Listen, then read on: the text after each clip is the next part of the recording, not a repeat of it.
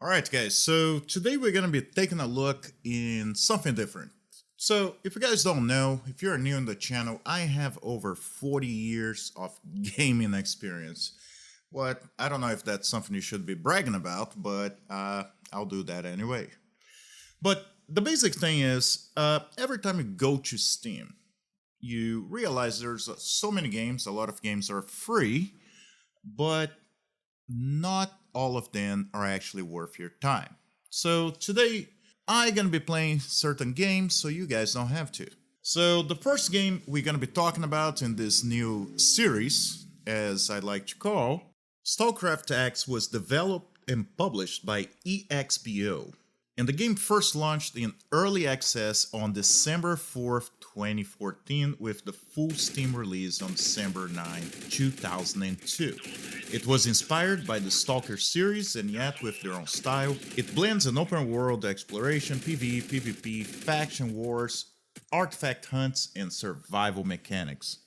So, one of the few things that is kind of like a little bit of an issue, something you realize right when you get to the store page, is all reviews are mostly positive, but the recent reviews are mixed. The negative reviews have to do with mostly the CEO of the company. That seems to not really like when people don't like his game. Now, this is something you see a lot, so every single complaint people have, it seems to be actually taken down by the CEO, who actually had a couple of his accounts banned on social media for that reason. So this is kind of an issue because, in my opinion, what you guys are gonna see a lot of times is people, when they don't like something on the game, it should be a red flag and should be something that you, as the owner of the game, actually should be looking as how can I improve so I can turn that not recommended into a recommendation for my game, right? So yeah, some of the other issues, constant bugs, dead support in a community that makes a psychiatric hospital look like a mindfulness retreat.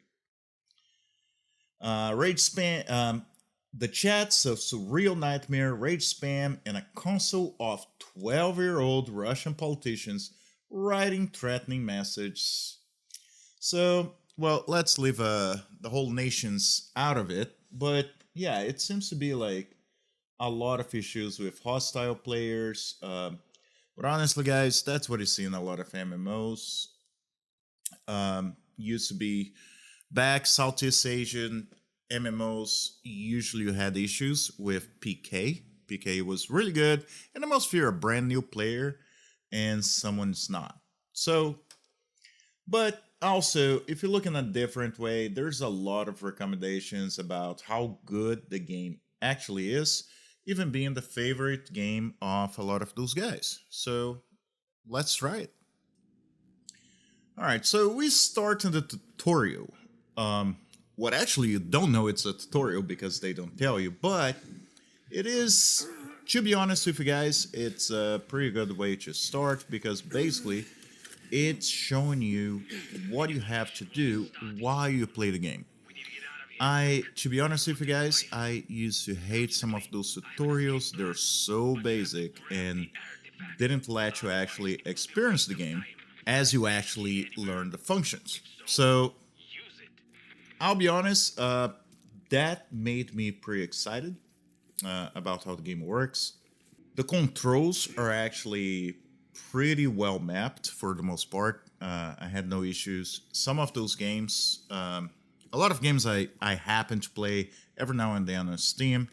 Actually, there's one that I already played and I'm gonna be making a video very soon. It's actually not, it just doesn't work. Let's be honest. Now, one of the problems I had is some of the things in the tutorial, for example, yeah, it's very simple. For example, it tells you to click tab to mark your target, but even after you do, it still stays in there. So those tips are not exactly tips, It's more what the game requires you to be doing right now. So to be clear, a couple of the areas I felt a little stuck in the tutorial, but that wasn't such a big deal. It took me a little bit to figure out. I actually did a few things that the tutorial didn't want me to do right away, but I did anyway because I didn't know better, since I still had the tip menu telling me to click tab. So I kind of skipped and just took down my enemies, and then I was kind of stuck until I realized that I had to mark actually 2 targets, but then I have to actually put the blame on myself. So alright, took down my last enemy, and I'm done. So now I can finally get out of here. Now I will say I do like how the game marks the waypoints, and while I thought that was a situation where it happens just on the tutorial, actually, as far as I got in the game, it does that to you all the time. What is pretty good to know in the map, not just see in the map, that is a fairly small map, but you also see in front of you what the direction you have to go, and in some instances, even the distance. It did take me a little bit of time to figure out the inventory. Now, a couple of minor things did bother me in the tutorial, like this part right now. So I crossed, and my idea was for me to, I should have climbed it back. And to climb it back, you should click jump. But I'm not being able to climb. And it took me probably forever to realize that I actually had to jump down, what the game doesn't tell you to. And on top of that, later on in the game, in a case like this, I would have been able to actually climb up. Now, the thing is, this game will kill you very easily if you allow to, but you actually can easily respawn. Now, I don't know if it has to do with the level I was at, but it's something very simple to do, and actually allowed me to take a better look on the characters. Now, I didn't go back too far in the game, what was fine. Same thing when I was playing the actual game after the tutorial. But one of the things as well is after you get revived, your enemies are dead. But I guess it's because it is an MMO, and therefore, if someone else in the area, your enemy should have been dead and not just respawn. So it's not instanced, even this being the tutorial, what would make kind of sense, but I guess it agrees with me, mostly because that's how the game actually works, so that works. Now, I will be honest, I was thrown out a little bit for the aesthetics of the characters, but they kind of grew on me, because if you guys see, like, the environment looks pretty nice for the most part, but they decided to do their own spin on what the characters look like. What, for me, in the end of the day, was just fine. It may not be everybody cups of tea, because a lot of people want something that looks more realistic, but good job for them for trying something different. Now, one very important thing to keep in mind that took me longer than it should. As you guys see, I have so much equipment, so many weapons, and I am very close to my limit on weight. Now, the thing about weight limit, if you guys ever played Ultima Online, it's pretty much how it is. You can still carry extra weight beyond your limit, but the problem with that is you'll barely be able to move at all. So the game plays with that. I do think that the weight of some of those equipments, they kind of don't work. I mean, I'm carrying about 7 different guns, and I'm talking about machine guns, sniper rifles and everything, and they only add up to about 50 kilograms. What, to be honest, certain weapons he's carrying from my military service, it would be a lot more. But anyway, not too bad. Maybe he's half a mutant, so that works. Now, finally, almost gone. Earthquake's going on, and I catch the helicopter. And then we go into a nice cinematic montage. And I'll be honest with you guys, the more I start playing this game, the more the style, the graphic style actually grew on me. But I will say that calling the game Stalcraft is kind of like making a confusion on people of Starcraft. I'm just saying. I'm not saying that's the reason they chose the name, but it could be. And then you select your faction between stalkers and bandits. And now I'm finally in my starting area. Now, one thing you guys are gonna realize is you spend so much time looting corpses, but you don't actually get to keep anything from the tutorial. Now, as a new player, as you start the game, you have to talk to a lot of people and actually get a lot of new missions to be able to start the game and to be able to get some equipment. Now, some of them are kind of straightforward for the most part, but one thing I realize is you have to actually pay attention on the story. When you give answers to be able to complete missions, you actually have to have the right answer. Something that can be a little bit long because a lot of the narration is long. And at sometimes it was a little bit too long for my attention span. But there you go, I go in my first mission where I need to hunt down my enemies. I did feel that the weird thing about the game is it seems to try to blend reality with Minecraft. At least that was the feeling I had about how everything is in the game. Now, one thing I realized, and that's just my opinion, again, I played for a couple of hours a game, so if you guys played this game before, please let me know in the comments. But it just felt like all the dungeons, every single mission I was doing, they were instance dungeons.